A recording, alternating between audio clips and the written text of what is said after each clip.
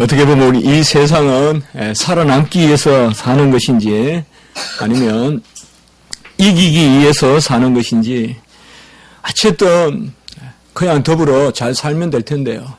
물고기들이 쭉 떼를 지어서 수족관에서도 보고 간혹 또 시골의 냇가나 이런 데도 보면 송사리나 이런 것이 떼를 지어서 싹 가는, 특별히 이 가을에 보면 참 가을 물이 아름답거든요.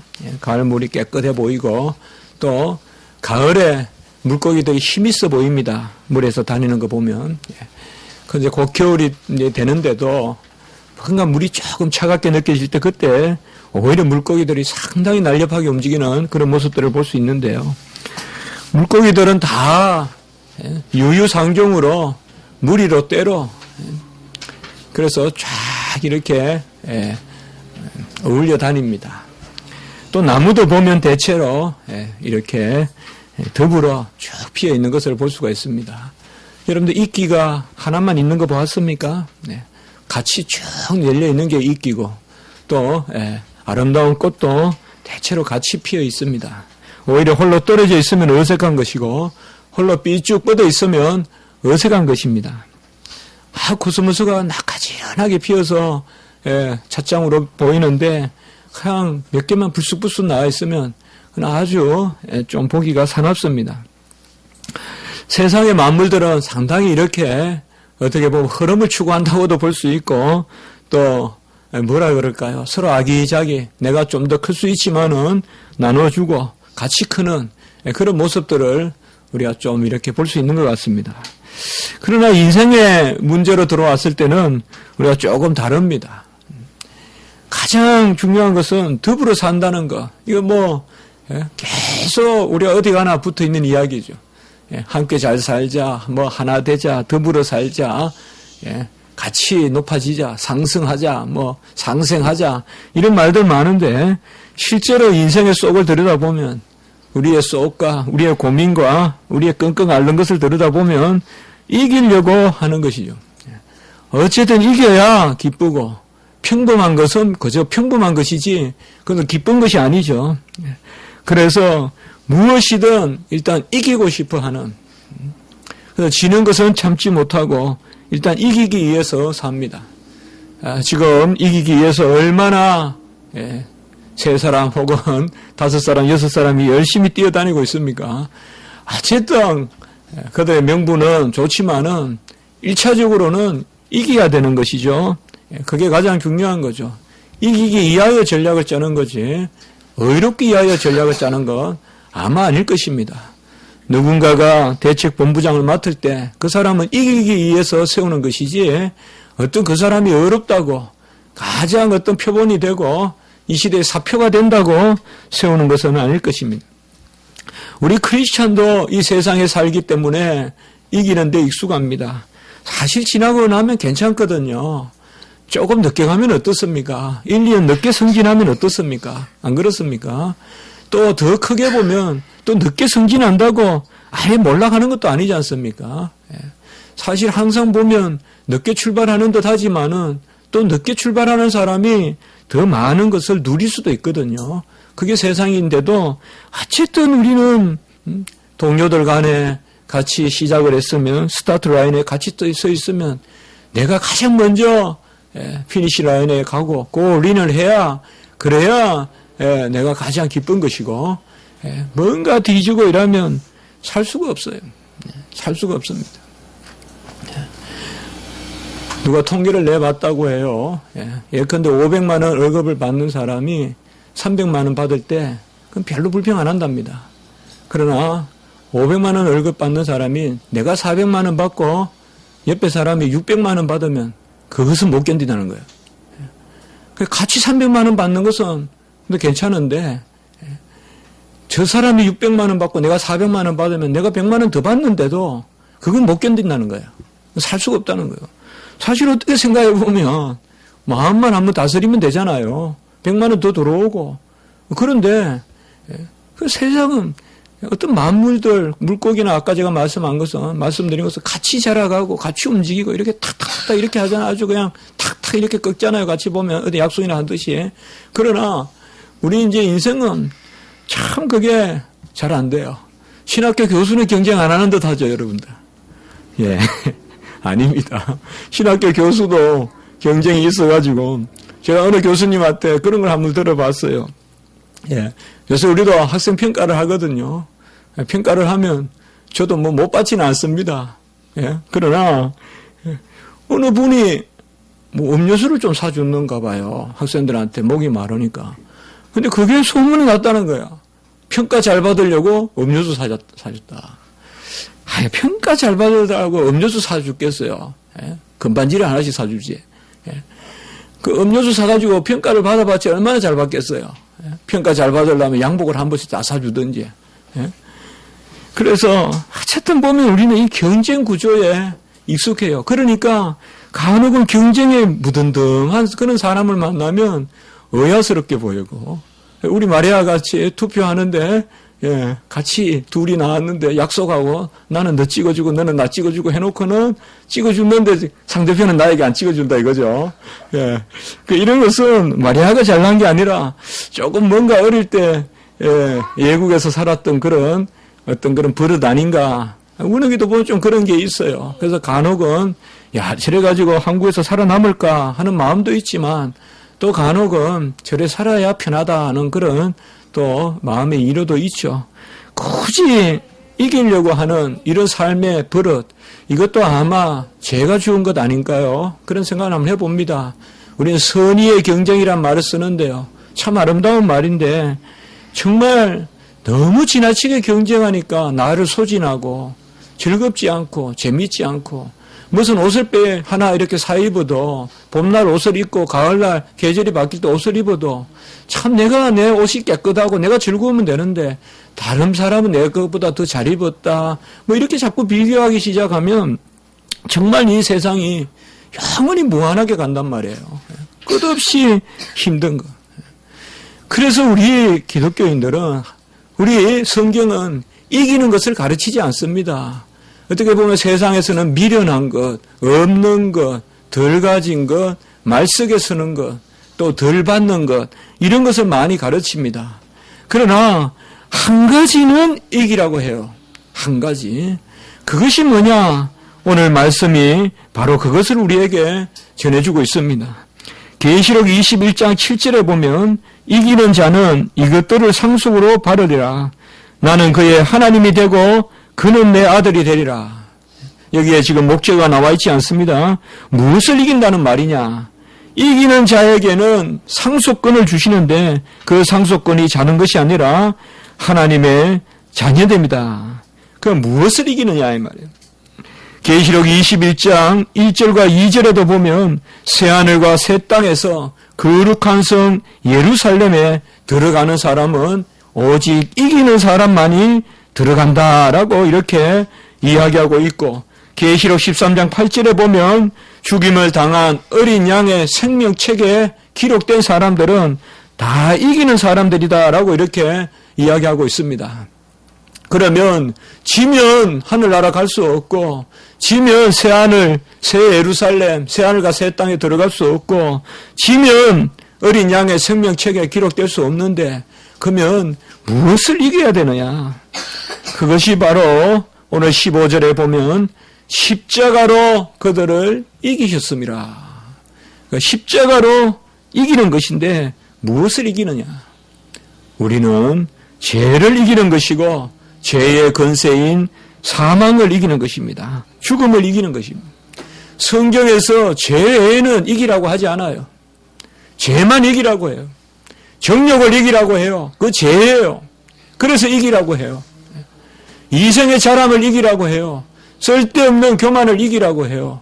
그걸 다 뭐예요? 죄이기 때문에. 그 죄는 뭐예요? 사망에 쏘는 거기 때문에 이기라고 해요. 그래서 죽음을 이기는 것, 죽음을 삼키는 것, 이것이 바로 하나님이 우리에게 명령하시는 것이고 오직 다른 것은 다 양보하고 다 말쓰게 쓰고 다 좀 덜 떨어지게 미련하게 살더라도 죄에 대해서는 추워도 져서는 안 되겠다. 죄는 이겨야 된다 이 말이에요. 죄에 매여 살아서는 안 되고 죄를 이기는 것을 양보해서는 안 된다. 이것이 바로 십자가다라고 이렇게 말씀합니다. 사실상 마귀 사탄이 우리를 다스리는 방식은 혈과 육을 통하여서 죽음으로 우리를 다스립니다. 죽음의 권세를 두려워하게 하는 것입니다. 그래서 죽음을 두려워하고 죽음에 대해서는 지게 만들게 해요. 세상은 어떻게 보면 죽음에 지는 것에 익숙해져 있어요. 이겨야 될 것은 안 이기고 우리가 꼭 져도 되는 것은 이기도록 만드는 것. 이게 어떻게 보면 타락한 인류의 질서예요. 좀 양보해도 되는 것을 말이에요. 끝없이 부딪히고 다투고 그렇게 산단 말이에요. 정말 양보해도 되거든요. 그런 거 많이 느꼈을 거예요. 저 사람이 왜 굳이 나한테 이렇게 하냐 이 말이에요. 저 사람에게 무슨 이익이 된다고. 우리 직장생활 하신 분들 더 잘 아실 거예요. 왜 그 사람이 무슨 이익이 도무지 있다고 나를 이렇게 못 살게 구냐. 그런 생각들 좀 해보잖아요. 정말 아무리 따져도 그 사람이 그렇게 할 이유가 없거든요. 그 뭐예요? 거의 본능적이에요. 본능적으로 다른 사람은 끌어내려야 되고 다른 사람은 폄하시켜야 되고 그런 것은 우리가 안 해야 되거든요. 그런 것은 우리가 져야 되거든요. 그러나 그런 것은 다 이기려고 해요. 이겨야 될 것은 안 이기고요. 마귀 사탄은 죽음, 죄를 이용해서 우리를 다스리고 그 다스리는 것은 바로 두려움인데 너무 이 두려움이 크고 힘이 드니까 사람들은 죽음에 대해서는 그저 막연하게 두고 막연하게 놔두고 어느 날 죽음을 맞이하고 이런 모습들을 우리가 볼 수가 있습니다. 히브리서 2장 14절과 15절의 말씀 보면 자녀들은 혈과 육에 속하였으며 그도 또한 같은 모양으로 혈과 육을 함께 지니심은 이 말은 우리가 혈과 육에 있음에 예수님도 혈과 육으로 이 땅에 오심은 죽음을 통하여 죽음의 세력을 잡은 자 곧 마귀를 멸하셔. 바로 예수님은 죽음을 통하여 죽음의 세력을 잡는 그 죽음의 세력을 가지고 있는 마귀를 멸하셔서 예수님이 죽음을 이기는 방식이 바로 죽음이었다 이 말이에요. 그래서 예수님이 혈육으로 오신 것은 죽음을 통하여 죽음의 세력을 이기고자 하시고 곧 죽기를 무서워함으로 한평생 매여 종로로 타는 모든 사람들을 놓아주려 하심이니. 제가 이 구절에 어느 순간 보면서 참 진리의 말씀이다. 죽기를 무서워함으로 한평생 매여 종로로 타는 모든 사람들을 놓아주려 하시기 위하여 예수님께서는 이 땅에 오셔서 죽으셨습니다.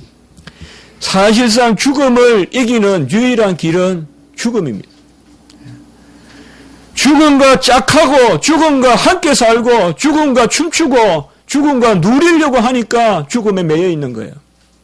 죄와 함께 누리고 죄와 함께 즐거워하고 뭔가 죄가 아직까지 기쁨의 요소로 나에게 남아있고 뭔가 죄가 그립고 뭔가 죄에 빠져 있었던 그 옛날 기억들이 여전히 아름다운 추억으로 회상되고 이런 것들이 다 죽음의 흔적들이에요.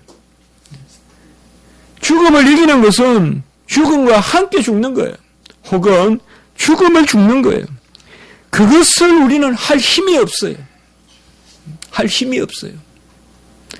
우리는 육신의 죽음을 죽을 힘도 없어요, 사실. 중환자실에 이런 데 가보면요. 죽을 힘이 없으니까 힘든 거예요. 죽을 힘도 없어요, 우리는. 그런데 그 죽음을 아무도 스스로 죽을 수가 없는 거예요. 죄와 함께 죽어야 되겠는데, 죄를 끌어안고 죽어야 되겠는데, 죄와 함께 죽을 수가 없는 거예요. 여러분, 우리를 막 쫓아오는 그런 이런 악몽 같은 것도 한 번씩 꾸본 적이 있죠. 누가 막 쫓아오잖아요. 저도 어릴 때 보면 악몽을 꾸고 이러면 몸이 약해서 그렇다, 막 그렇게 말씀하시고 했는데, 그러면 뭐예요? 같이 스탑시키면 돼요. 같이. 깨면 돼요, 잠을.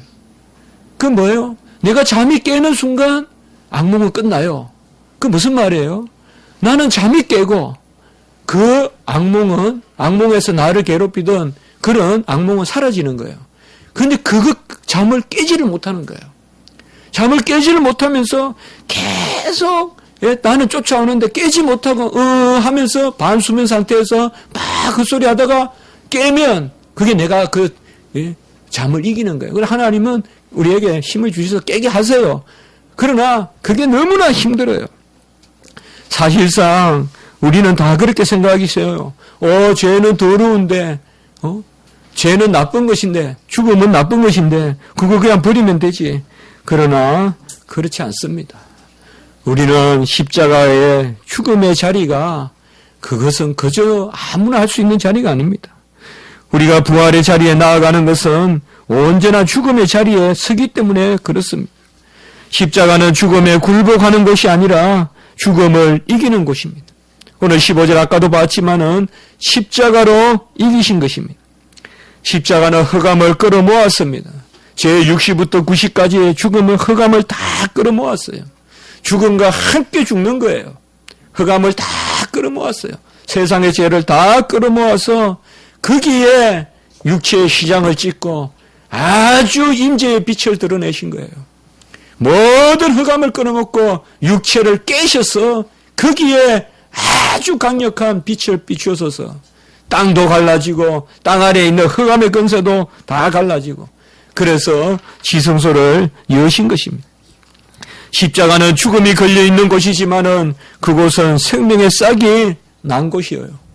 바로 죽음과 함께 죽었기 때문에 그런 것입니다. 오직 우리는 십자가와 함께 죽는 거예요.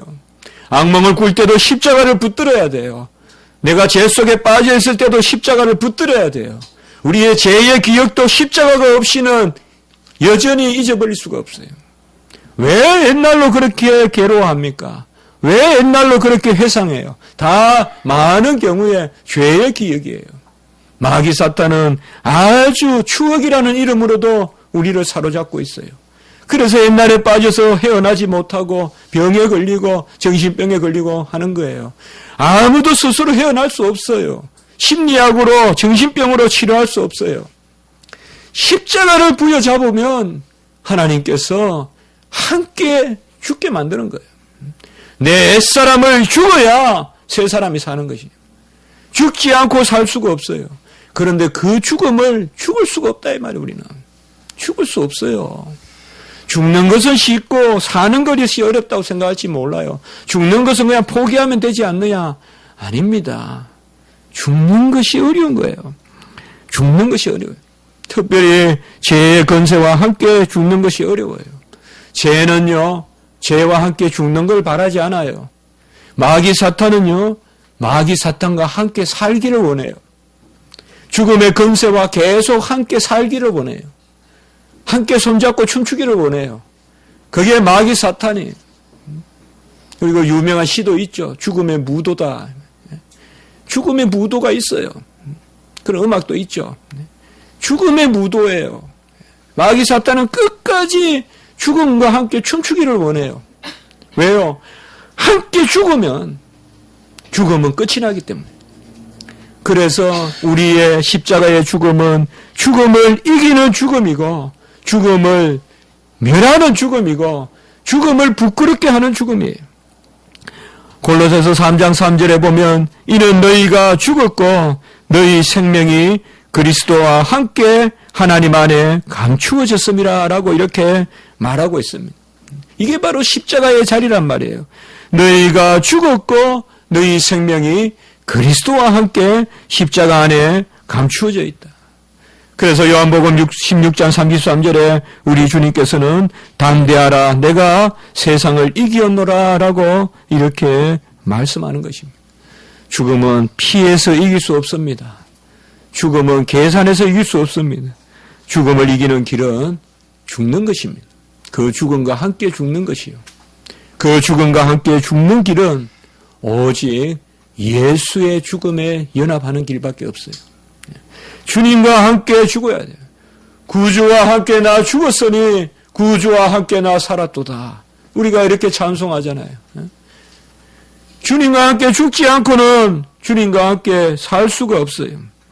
모두 십자가에서 주님의 피와 주님의 물 세례를 받아야 돼요. 이제는 육체의 할례로 되지 않아요. 육체의 할례는 육체의 흔적만 남기지 우리의 생명의 죽음을 가져가지 못해요. 우리의 썩은 것을 완전히 도려내지 못해요. 그래서 구약의 할례는 신약의 세례의 표에 불과해요. 그러나 이제 우리는 썩어질 전체의 몸을 죽여야 돼요. 그저 육체의 포피만 베어서 하나님 나라에 갈 수가 없어요. 전부 모든 전 인격적인 포피를 다 베어내야 돼요. 그것이 바로 11절에 그리스도의 할례라 이 말이에요. 우리는 육의 몸을 죽여야 되고 어떤 육의 몸을 죽이는 것은 완전히 우리를 죽이는 것은 오직 그리스도의 할례를 받아야 돼요. 이 그리스도의 할례가 뭐예요? 바로 세례다 이 말이에요. 12절에 너희가 세례로 그리스도와 함께 장사되고 그리고 뒷부분에 보면 함께 일으키심을 받았느니라. 우리가 받은 세례가 바로 옛사람이 죽고 새사람이 살아난 그런 표라는 것입니다. 죽음이 없이 살아남이 없다 이 말이에요. 구주와 함께 내가 죽었으므로 구주와 함께 내가 사는 것입니다. 우리는 모든 것을 다 베어내야 돼요. 모든 것을 전부 다 죽여야 돼요. 그 모든 것을 태우는 죽음은 우리가 스스로 죽을 수 없고 예수 그리스도의 죽음에 연합하는 거예요. 그것이 바로 뭐예요? 예수 그리스도의 십자가를 믿는 거예요. 12절의 중간에 죽은 자들 가운데서 그를 일으키신 하나님의 역사를 믿음으로 말미암아 십자가를 믿어야 내 자아가 죽어요. 십자가를 믿어야 새 자아가 살아요. 십자가를 믿어야 옛사람이 죽어요. 십자가를 믿어야 새 사람이 살아요. 십자가를 죽어야 육신이 죽어요. 십자가를 믿어야 육신이 죽어요. 십자가를 믿어야 영생이에요. 그것이 바로 오늘 우리에게 주시는 말씀이에요. 이것 외에는 모두 세상의 8절에 보면 철학과 헛된 속임수예요. 세상의 철학과 헛된 속임수가 뭐겠습니까? 그것은 종기를 키우는 거예요. 세상의 철학이 무엇입니까? 이렇게 한번 생각을 해봤습니다. 세상의 철학은 죽음의 질서를 말해줄 뿐이에요. 세상의 철학은 모든 것을 다 다루지만은 아무것도 말하지 못해요. 죽음을 이기는 것을 가르치지 못하고 죽음의 백기를 드는 것이 세상의 철학이에요.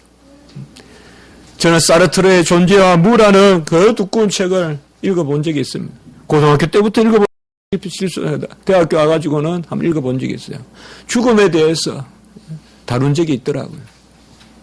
죽음은 죽는 순간 자기 자아가 소멸되기 때문에 죽음은 죽는 순간 우리에게 아무 무관한 것이요.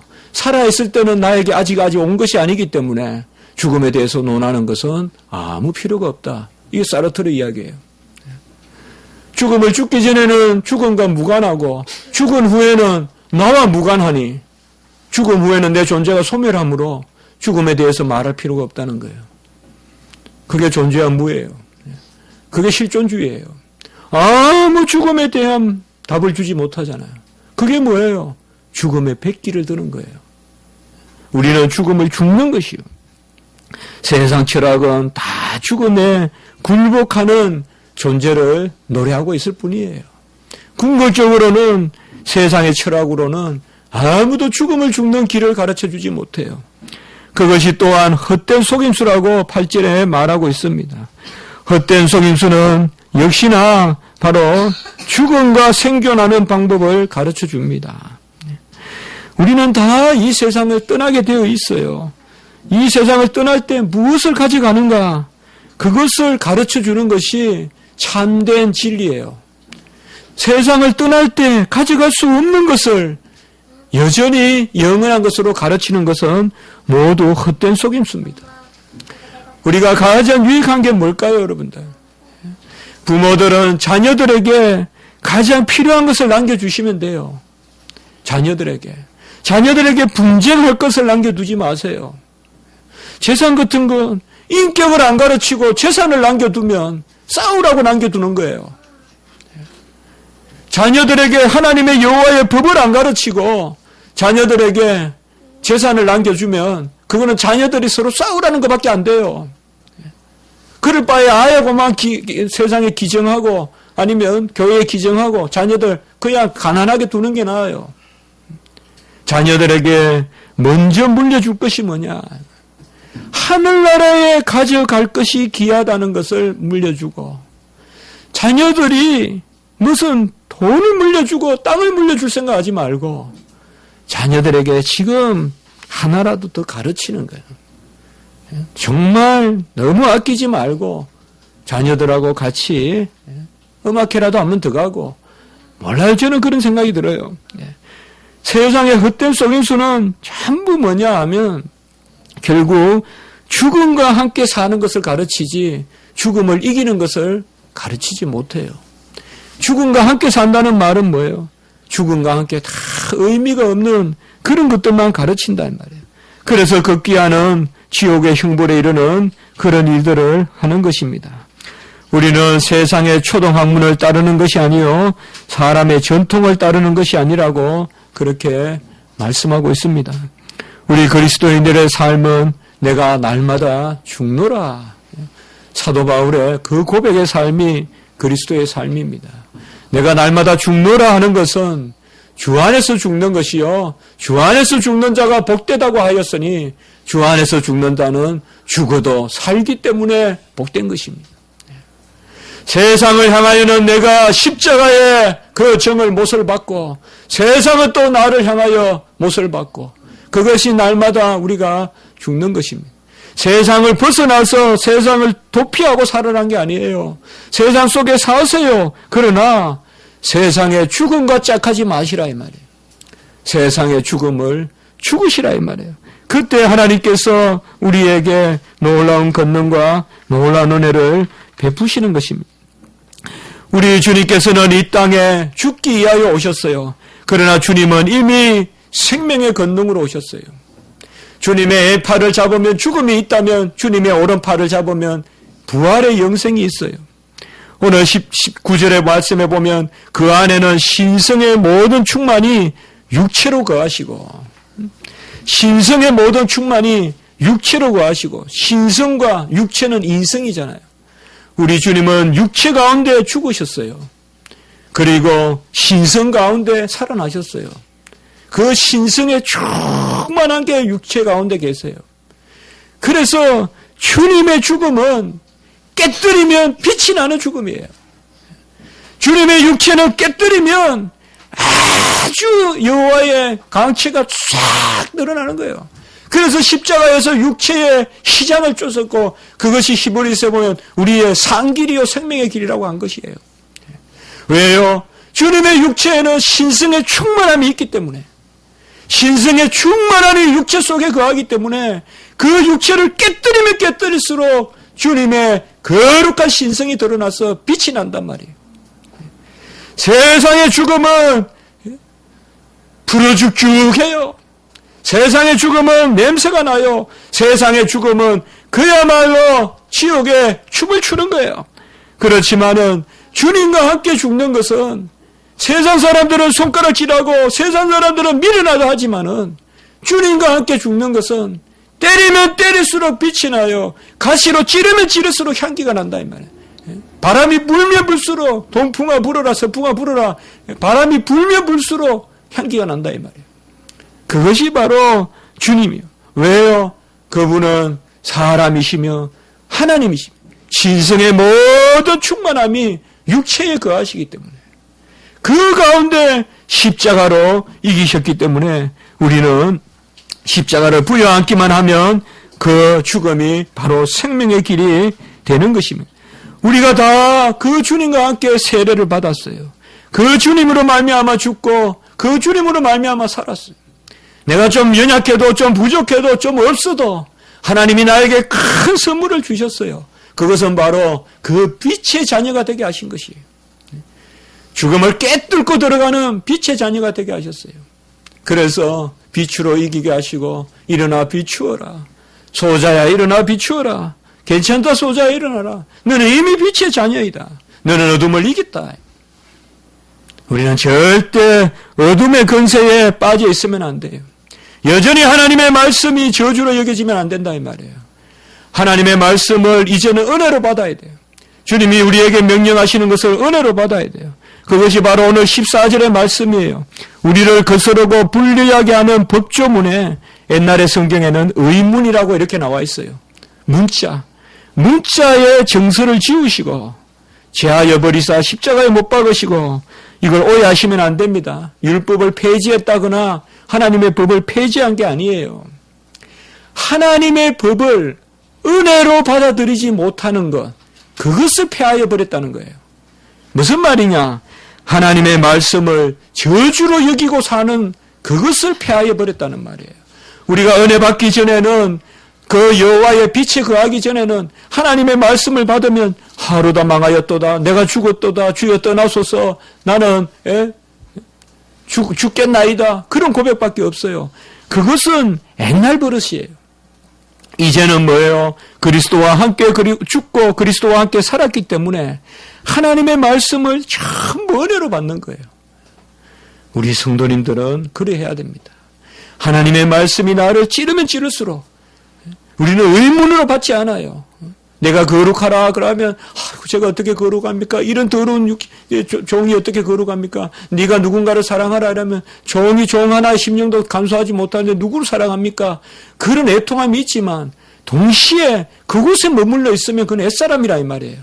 우리는 뭐예요? 그것의 의문의 정서를 다 제하여 버리고 무슨 말이냐? 말씀을 버리는 것이 아니라 옛날 그런 버릇을 버리고 이제는 하나님의 은혜 가운데 주여 주님께서 나를 위해 하셨으니 종이 할 수 있습니다. 이것이 바로 이기는 것입니다. 십자가로 이기는 백성들은 어떤 백성이냐? 내가 이기는 게 아니라 은혜가 이긴다고 고백하면서 사는 사람들이라 이 말이에요. 그때야 말씀이 달콤하게 와닿는다 이 말이에요. 내가 행한다 그러면 판판이 져요. 내가 삿바 잡으면 백전백패예요. 그러나 여호와께 삿발을 맡기면 백전백승이란 말이에요. 그래서 뭐예요? 말씀을 지키고 하나님의 뜻을 순종하고 주님을 영화롭게 하는 그런 자리에 나가는 것입니다. 에베소 6장 12절의 말씀에 보면 우리의 씨름은 혈과 육을 상대하는 것이 아니요 통치자와 권세와 어둠의 세상 주관자와 하늘에 있는 악한 영들을 상대하는 것이라고 했습니다. 오늘 15절에도 말씀하시고 그리고 10절에도 말씀하시고 모든 통치자와 권세의 머리가 우리 주님이 되신다고 하셨습니다. 믿습니까? 우리 주님은 우리의 머리도 되시고 교회의 머리도 되시고 천사의 머리도 되시지만은 모든 세상의 권세와 악한 영들과 통치와 세상의 모든 저 사로잡은 그 죄의 세력들을 이기는 머리도 되신다. 주님께서 일시 승리를 위하여 놔두셨을 뿐 궁극적으로는 주님께서 다 그들의 머리를 깨뜨려 버리신단 말이에요. 떠인 돌과 같이 싹 우상의 신상을 무너뜨려 버리신단 말이에요. 그것이 바로 우리 주님이시다. 그러므로 우리는 모두 이 생명에 거하십시오. 우리의 고백은 우리의 신앙은 고백신앙이요. 하나님이 이러한 능력을 주셨습니다. 주님의 말씀으로 우리의 성정으로 우리의 연약함으로 힘든 것이 있더라도 거기에 좌절하지 마시고요. 죽음도 묵상하십시오. 저는 해야 된다고 봐요. 왜 그리스도인들이 우연히 무작정 죽음을 맞이합니까?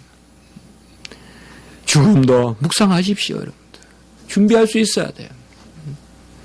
어느 순간 어떻게 압니까? 준비할 수 있어야 돼요. 그 가운데 하나님의 뜻을 헤아려야 됩니다. 죽음은 결코 죽음과 함께 죽는 것이 아니라 죽음과 함께 죽음으로 생명에 이르는 것입니다. 죽음과 함께 영원히 죽음의 세계를 살려고 죽는 것이 아니라 죽음을 이기려고 우리가 죽는 것입니다. 십자가로 다 이겼다고 했으니 우리가 다른 것은 좀 지면서 삽시다. 그게 행복하잖아, 사실. 그게 복되잖아. 다 압니다, 우리. 다 알아요. 하나님은 또 망각의 기억도 잘 주셔가지고요. 조금 어려운 말 들어도요. 다 빨리 잊어버려요. 못 잊는 거 없어요. 그러니까 참으세요. 한 2주만 참으면 다 잊어버려요. 못 잊을 것 같아도. 그러니까 다 하나님이 다 그렇게 만들어 놓으셔가지고, 그러니까 너무 안 이기도 되는 건 이기려 하지 마세요. 굳이 뭐 이겨야 됩니까? 굳이 뭐 내가 저 사람보다 뭐 좀 드러나야 됩니까? 그런 거 하지 말고 죄는 이기세요. 내 속에 죄는 이기고 하나님 앞에 부활의 권능으로 나아가는 여러분 되시기를 주님의 이름으로 축복하는 것입니다. 한번 기도드리겠습니다. 하나님 아버지 감사합니다. 온갖 흑암을 다 끌어모으셔서 그 찢겨진 육체의 산길로 그 빛으로 모든 흑암을 물리치시고 땅도 갈라서 그 빛이 땅속에까지 들어가는 그런 권능의 십자가, 우리가 바라보는, 뚜렷이 바라보는 십자가의 권능으로 다 우리가 옛사람이 죽고 새사람이 살게 하셨사오니 이제는 마땅히 이길 것은 이기는 자리에서되 무한히 세상의 그런 죽음의 권세에 동조하여 쓸데없는 것을 이기고 쓸데없는 것을 교만한 그런 자리에서 우리가 물리치도록 하나님 저희들을 인도하여 주시옵소서. 모든 주의 백성들에게 하나님의 빛의 자녀의 권세를 더하시고 담대히 죽음을 이기는 그런 빛의 자녀의 능력이 나타나게 도와 주시옵소서. 구주 예수 그리스도 이름으로 감사하며 기도드리옵나이다. 아멘.